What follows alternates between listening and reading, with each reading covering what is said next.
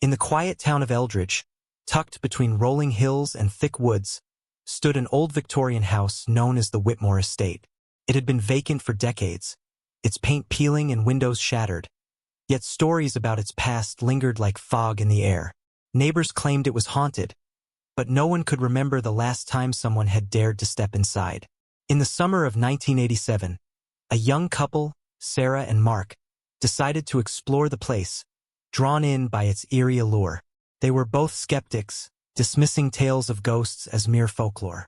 Armed with flashlights and a sense of adventure, they entered the creaking front door, which groaned as if waking from a long slumber. The air inside was stale and heavy, filled with dust motes that danced in the beams of their flashlights. Faded wallpaper hung in tatters, revealing old newspaper clippings beneath, articles about a family who had mysteriously vanished from the house in the 1920s. The last article dated back to 1928, and it told of strange noises and sightings, of a girl in a white dress seen wandering the gardens at dusk.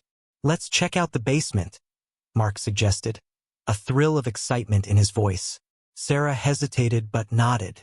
They descended the narrow, creaking staircase into the darkness. The basement was a cold, damp space filled with forgotten relics, broken furniture, dusty jars, and cobwebs that draped like curtains. As they explored, Sarah noticed something glinting in the corner. She brushed away the dust and revealed a small, ornate locket. It was beautiful, with intricate designs, but when she opened it, she found only a faded photograph of a young girl. Her eyes were hauntingly familiar. "Look at this," Sarah called to Mark, holding up the locket. Just then, a sudden chill swept through the room, causing them both to shiver. The air felt charged, as if something was watching them.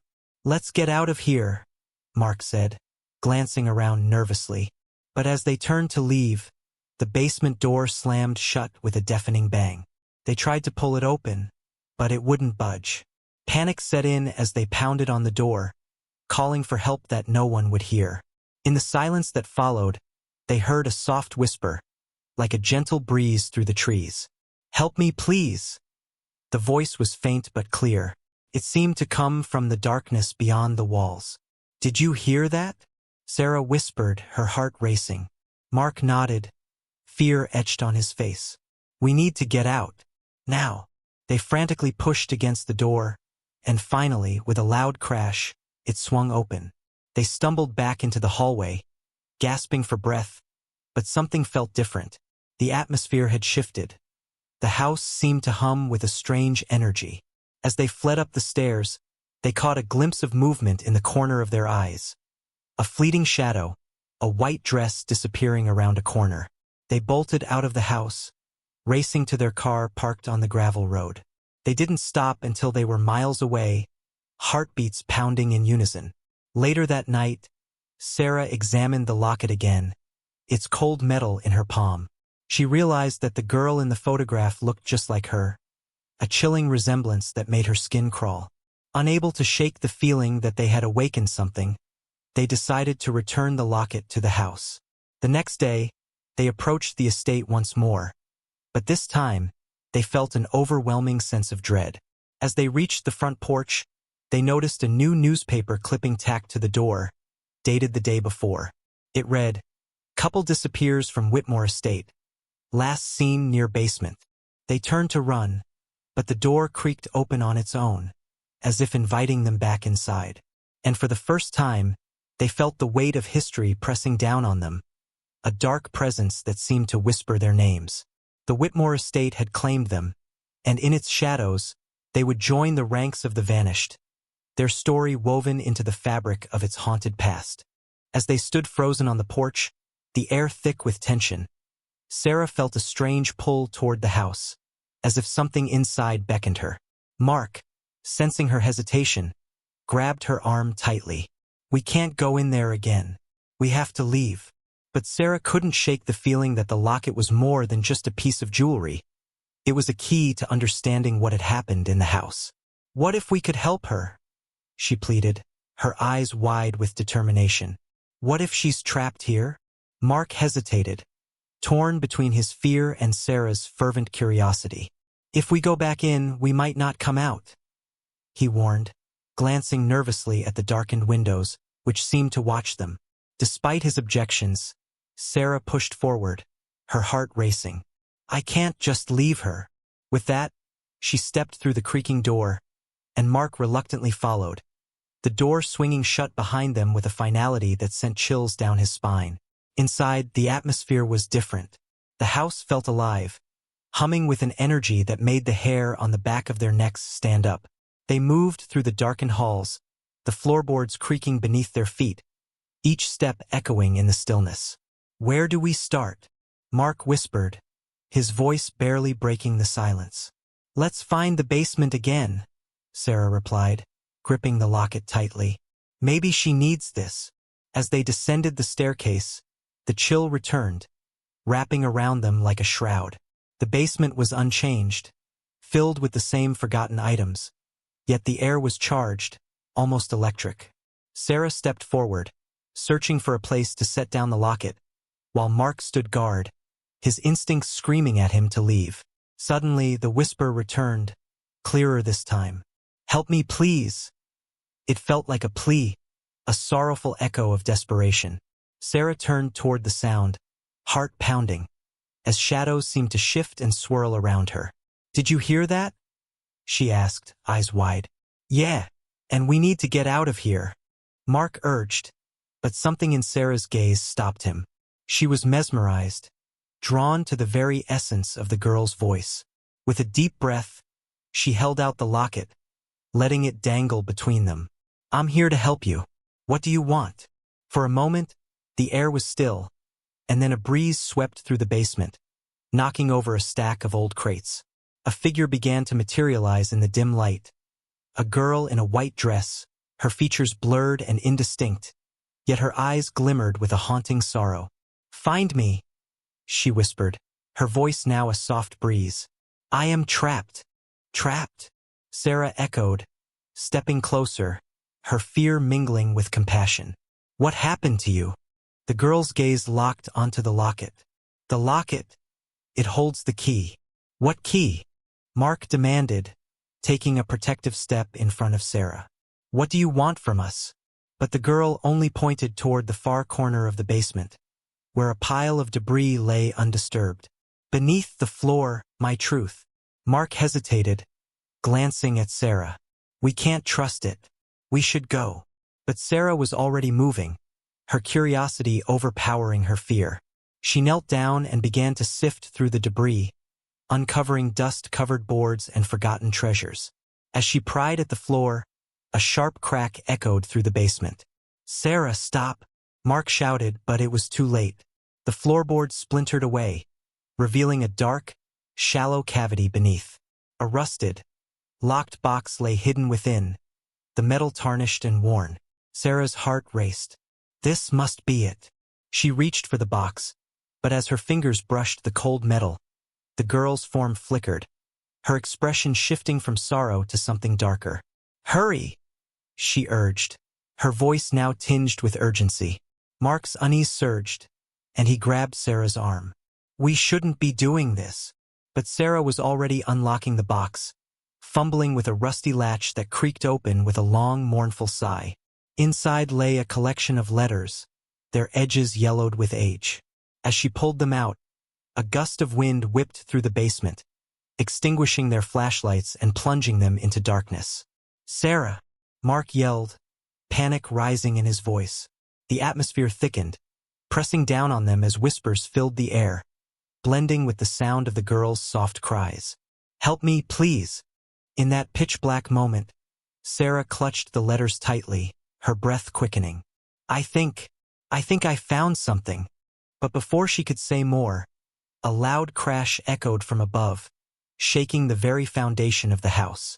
The whispers turned into frantic shouts, as if the house itself was awakening, furious and alive. Run! Mark shouted, but as they turned to flee, the girl's figure loomed larger, a whirlwind of despair and urgency, blocking their path. You must uncover the truth, she implored, her voice rising above the chaos. With the walls closing in and the weight of the past pressing heavily upon them, Sarah and Mark stood at the precipice of discovery, torn between escape and the chilling call of a lost soul pleading for freedom. What would they uncover if they dared to look deeper?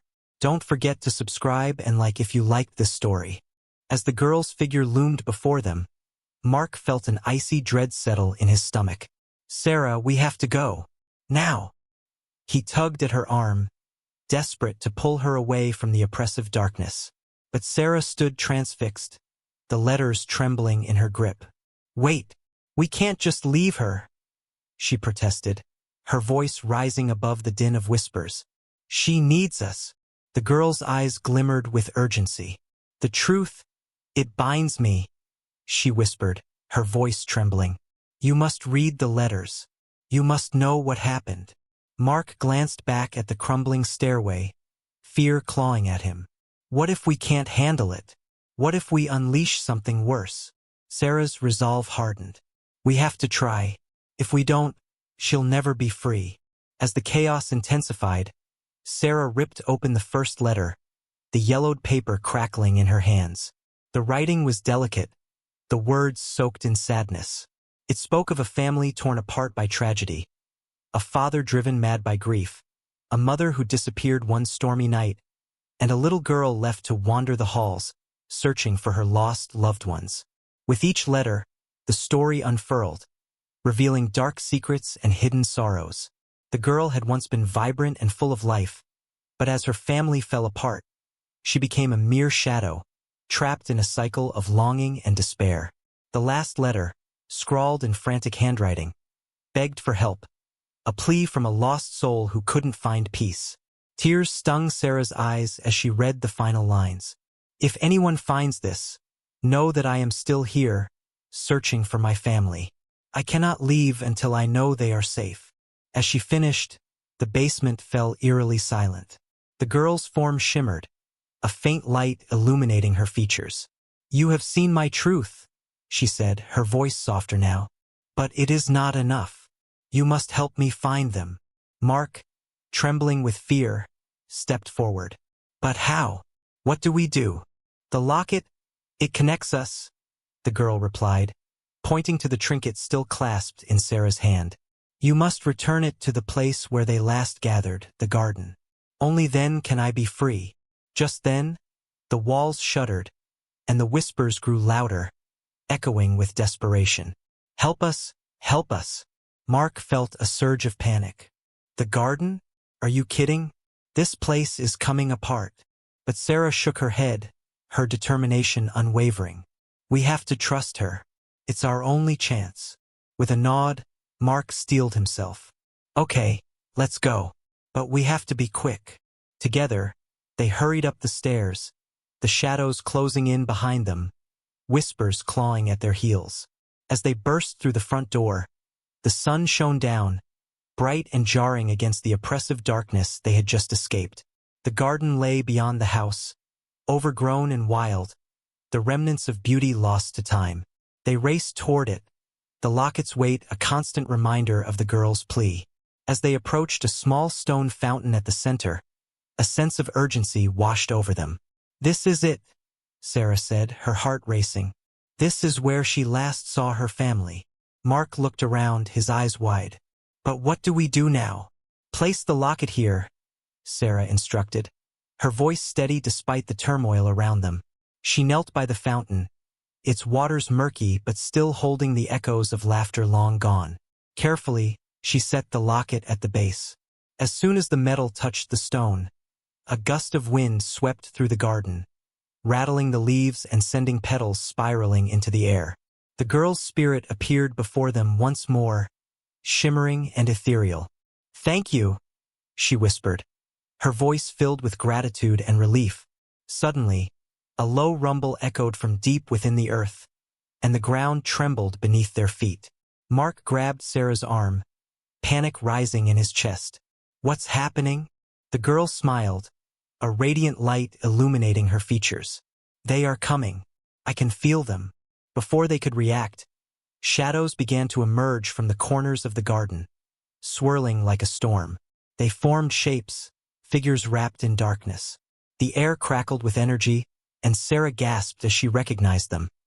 The girl's family, their faces a mixture of sorrow and hope. "Please, find us." The father's voice rang out, a plea woven with the weight of regret. "We've waited too long." In that moment, Sarah understood. The locket had been a bridge, a conduit for the family's reunion. The letters had revealed their past, but it was the love that bound them that would ultimately set them free. "Help us remember," Sarah called out, her heart racing. "Tell us what we need to do." The shadows swirled closer, merging into one, a tapestry of memories woven together. "We need to forgive," the mother's voice echoed, haunting yet tender. "Only then can we find peace." The garden pulsated with energy, the air thick with emotions long suppressed. Sarah felt the weight of their sorrow, the depth of their love. "Forgive each other," she urged, her voice rising above the turmoil. "Let go of the pain." With every word, the shadows began to brighten, their edges softening. Mark stood beside Sarah, his fear giving way to a strange sense of hope. They felt the love emanating from the figures, the longing that had bound them to this place. And then, something extraordinary happened. The shadows merged, swirling into a brilliant light that engulfed the garden, illuminating everything around them. Sarah shielded her eyes as the light grew brighter, filling the air with warmth and love. "Thank you," the girl's voice rang out, now filled with joy. "You've set us free." As the brilliance enveloped them, Mark and Sarah felt a wave of peace wash over them, a serene calm that washed away their fear. And in that moment, the garden blossomed with color, flowers blooming as if touched by magic. But just as quickly as it began, the light began to fade, and the shadows transformed into soft glimmers, drifting into the sky like fireflies. The air shimmered with a sense of release, and the whispers faded, replaced by the sweet sound of rustling leaves. Breathless, Mark and Sarah looked at each other, their hearts racing. "Did we really do it?" Mark asked, disbelief etched on his face. Sarah smiled, tears of relief in her eyes. "I think we did." But as the garden returned to its tranquil state, a lingering question hung in the air. What would become of the house, the memories entwined within its walls? And were they truly free from the shadows of the Whitmore Estate, or had they merely scratched the surface of a much deeper mystery? Don't forget to subscribe and like if you liked this story. As the last remnants of light flickered away, the garden settled into a profound silence. Mark and Sarah stood in awe, the air around them filled with the scent of fresh blooms and an overwhelming sense of peace. Yet, beneath that tranquility, a nagging question remained. "What happens to the house now?"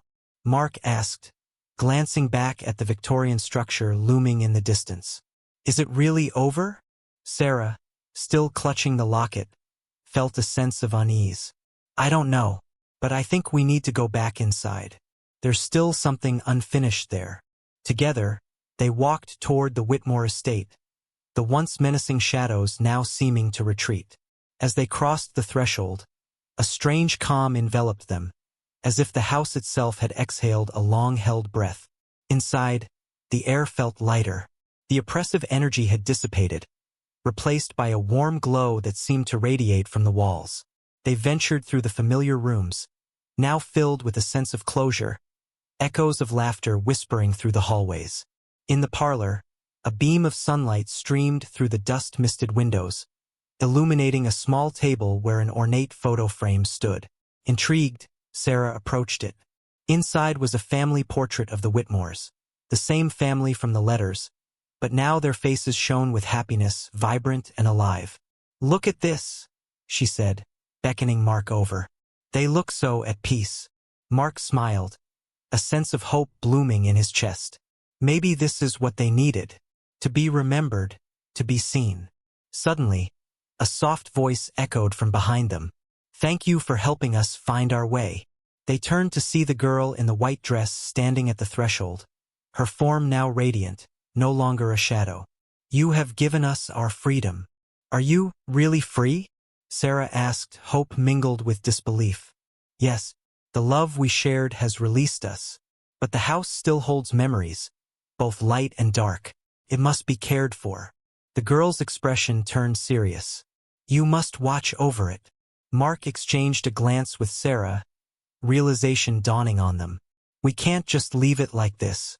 It needs to be preserved, to be a place where stories can be shared and remembered, he said. The girl nodded. Exactly. Your journey is not over. You can turn this place into a haven for others who seek solace, a place where the past can be honored without fear.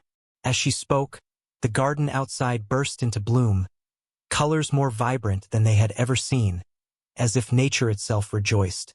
The girl reached out, her fingers brushing the frame of the portrait. You will find your way.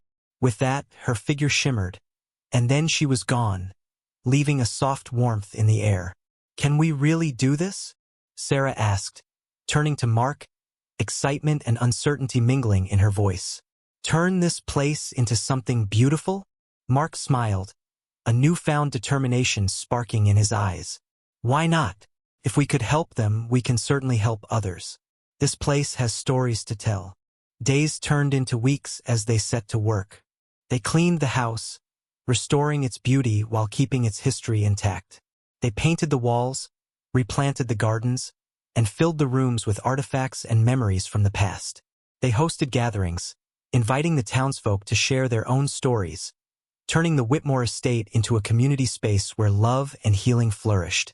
People came from far and wide, drawn by the tales of the haunting and the couple who had transformed a place of sorrow into a sanctuary of hope.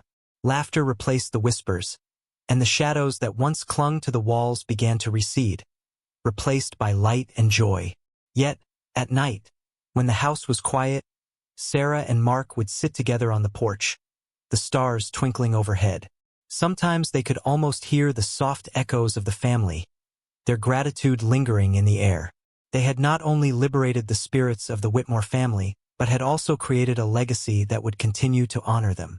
One evening, as they gazed out at the vibrant garden bathed in moonlight, Sarah turned to Mark. Do you think we'll ever see her again? I think she's always here, he replied, nodding toward the house. In every story shared, in every flower that blooms. And in that moment they understood. The past would never truly be gone. It would live on in the stories told, in the hearts of those who visited, and in the spirit of a girl in a white dress who had finally found her way home.